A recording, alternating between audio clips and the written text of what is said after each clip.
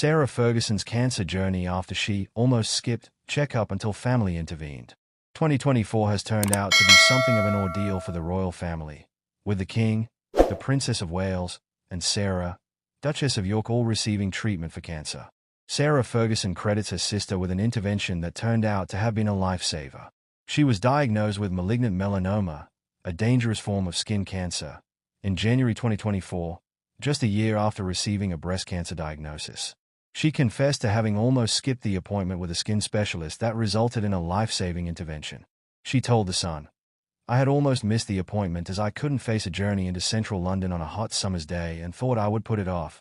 She added, "It was only when I mentioned this by chance to my sister Jane, who had called me from her home in Australia, that she went into bossy older sibling mode and insisted I went. That checkup, and the treatment I underwent, saved my life." A spokesman for the Duchess explained that the cancerous moles had initially been spotted at the private King Edward VII Hospital in London during surgery for breast cancer.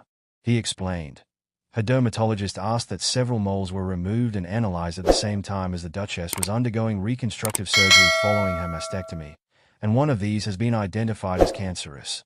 Had it not been for that cancer surgery," her spokesman added, "the dangerous moles might easily have been missed." He said, "She believes her experience underlines the importance of checking the size, shape, color, and texture, and emergence of new moles that can be a sign of melanoma." The 65-year-old Duchess blames her skin cancer on childhood sunbathing, saying that the importance of sunscreen wasn't as well known when she was growing up in the 1960s and 70s. As she was with her initial breast cancer diagnosis, the Duchess was very open about her treatment, urging other women to get checked and using her influence to raise awareness about breast cancer. The growing tumor had been identified during a routine screening, and Sarah has urged other women to make sure they have regular checkups. On her podcast Tea Talks with the Duchess and Sarah, she stressed, "I want every single person that is listening to this podcast to go and get checked. I'm taking this as a real gift to me to change my life, to nurture myself." She added that from now on she would stop trying to fix everyone else and start taking myself seriously. "Now is my chance," she said. "This extraordinary position I'm in right now, it means there's no choice. I can't make another excuse. I have to go through this operation and I have to be well and strong." Sarah sits in a hospital gown, fiddling with her bracelet.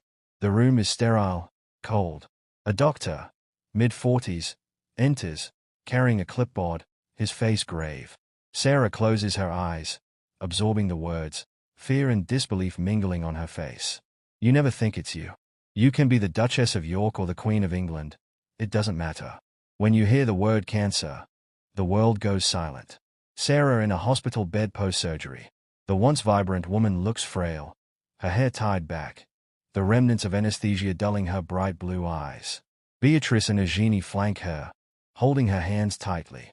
"I underwent a mastectomy. The scar remains a brutal truth carved into my skin. But even as I recovered, life had another curveball in store." Sarah, now with a scarf covering her hair, takes slow, deliberate steps through her beloved garden. Her phone vibrates. It's a call from her dermatologist. "Sarah, I need to speak to you about the biopsy results. One of the moles we removed was cancerous." Sarah sits with her daughters. A photo album rests on her lap, open to pictures of a young Eugenie and Beatrice on their first day of school. "It was their support that became my armor. Their children, my grandchildren, added joy even to the darkest days." A montage of Sarah's recovery, her hair slowly growing back, Beatrice and Eugenie visiting with their children, laughter in between tears. "I also drew strength from the stories of others. Like Kate, the Princess of Wales, sharing her own battle.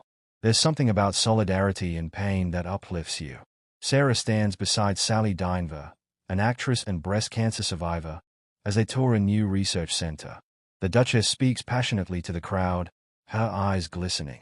57,000 people are diagnosed every year. It's terrifying, but early detection saved me. We must spread that message. I'm learning to embrace self-love, not in a selfish way, but to protect and cherish this life. We all deserve that. Cancer has reshaped me. I know my mother died young. My friend Diana isn't here, but I am, and I'm determined to make every day count.